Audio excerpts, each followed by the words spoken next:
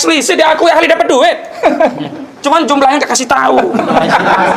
Jangan-jangan gede banget ya. Rahasia saya. 100 juta, 200 juta, 1 miliar, ya nggak tahu karena dia nggak menyebutkan.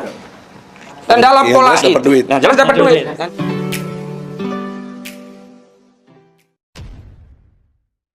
Assalamualaikum warahmatullahi wabarakatuh. Kembali berjumpa dengan saya di channel Gagasan Progresif 79. Sahabat Subhansa dan Setana di mana saja Anda berada. Kembali ulasan ini akan mengupdate terkait dengan perjalanan kasus Bambang Tri dan Sugi Nur beberapa hari yang lalu. Dan pasca persidangan itu kembali para kuasa hukum memberikan informasi di depan awak media.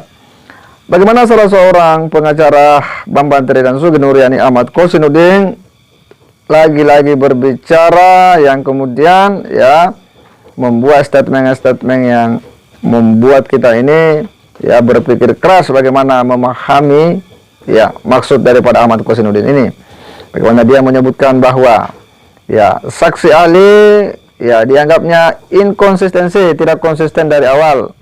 Bahkan katanya kemungkinan ada konflik of interest karena secara eksplisit menurutnya saksi ahli itu mendapat bayaran, hanya saja besarannya tidak ditahu. Karena mendapat bayaran, menurutnya bahwa ini bisa saja terjadi konflik of interest yang keterangannya bisa memberatkan saksi karena dari awal itu sudah mendapat bayaran, diduga mendapat bayaran. Untuk lebih jelasnya, kita akan simak bagaimana pernyataan daripada Ahmad Kosinudin ini. Bahasa ini secara otoritas dipersoalkan karena adanya inkonsistensi, tidak konsisten. Bahkan ada beberapa yang direvisi keterangannya dalam BAP. Nah, kalau seorang ahli tidak konsisten, bagaimana kita bisa meyakini pendapatnya dalam perkara ini? Dan ini meruntuhkan kredibilitas seorang ahli. Ini yang pertama, kredibilitas seorang ahli dipersoalkan. Yang kedua, eksplisit diakui ahli dapat duit. Cuman jumlahnya nggak kasih tahu. Jangan-jangan gede banget ya. Rahasia saya. 100 juta, 200 juta, 1 miliar, ya nggak tahu karena dia nggak menyebutkan. Dan dalam pola itu, jelas dapat duit. Dan dalam pola itu kan bisa saja ada konflik of interest. Karena dia sudah dibayar, nggak mungkin memberikan keterangan yang meringankan oleh bagi terdakwa. Tapi ternyata harus diuji di sini. Iya, setelah diuji banyak keterangan dia sebelumnya memberatkan juga malah meringankan gitu loh. Iya, itulah pernyataan daripada Ahmad Kosinudin cukup jelas bagaimana dia di depan awak media dan dikelilingi oleh para pendukung atau para simpatisan Gus Nur dan para rekan-rekan pengacara. Beliau menyampaikan bahwa saksi ahli diduganya itu betul-betul inkonsistensi, tidak konsisten dari awal. Padahal menurutnya bahwa saksi ahli itu harusnya dia konsisten karena itu akan menentukan kualitas kesaksian yang diberikan. Bahkan menurutnya Ahmad Kosinudin ini diduga saksi ahli ini ada konflik of interest dalam dirinya.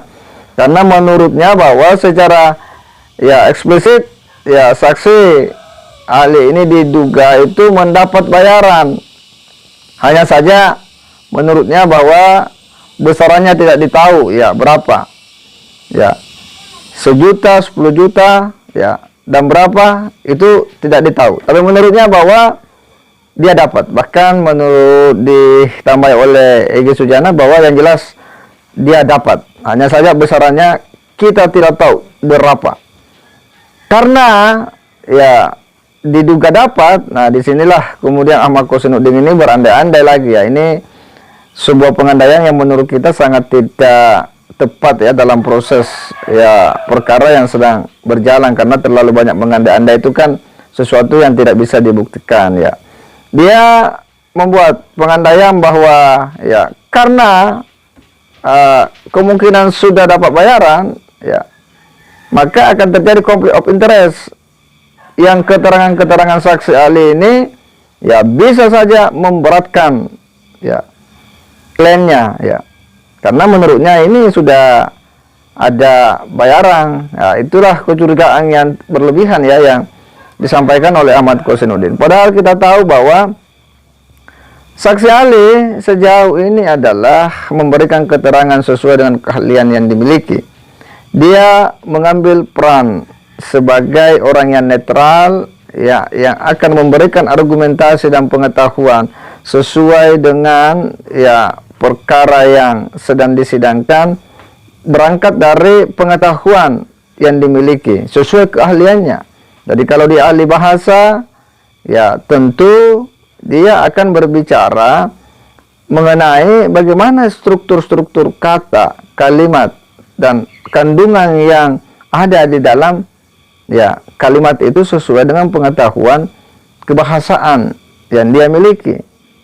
Ya, dan dia sekali lagi bahwa dia itu netral, ya, tidak memihak dan tidak akan memberatkan orang, ya, karena keterangannya itu ya hanya akan menjadi pertimbangan bagi hakim untuk kemudian memutus. Hakimlah yang memutus, saksi ahli hanya memberikan keterangan ya sesuai keahliannya.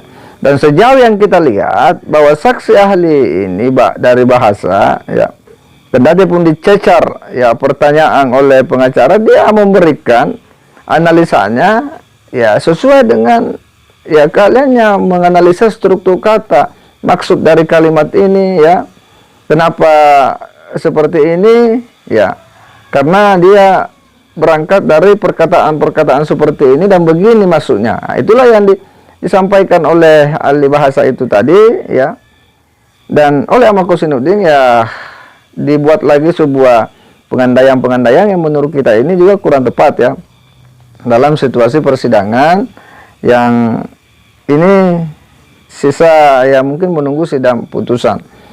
Kita berharap bahwa situasi ini harus sedikit lebih ya bijak dalam melihat persoalan dan mengurangi sejumlah pengandaian-pengandaian yang hanya akan menimbulkan kecurigaan-kecurigaan ya yang tak beralasan, yang tidak sesuai dengan ya fakta-fakta hukum ya, yang tidak sesuai dengan ya kenyataan-kenyataan real yang bisa dilihat, karena membuat pengandaian-pengandaian dan kecurigaan-kecurigaan yang berlebihan ya tentu akan banyak membawa dampak negatif dan mudarat ya bagi publik. Kita hanya berharap ya bahwa perkara ini bisa cepat selesai, ada sidang putusan yang memberikan kekuatan ya kepastian hukum terhadap perkara hiruk pikuk mubahalah ijazah palsu Pak Jokowi, dan menghilangkan segala pandangan-pandangan negatif publik, stigma-stigma negatif terhadap Pak Jokowi akibat ya adanya tudingan daripada Bambang Trimulyono dalam proses mubahalah itu.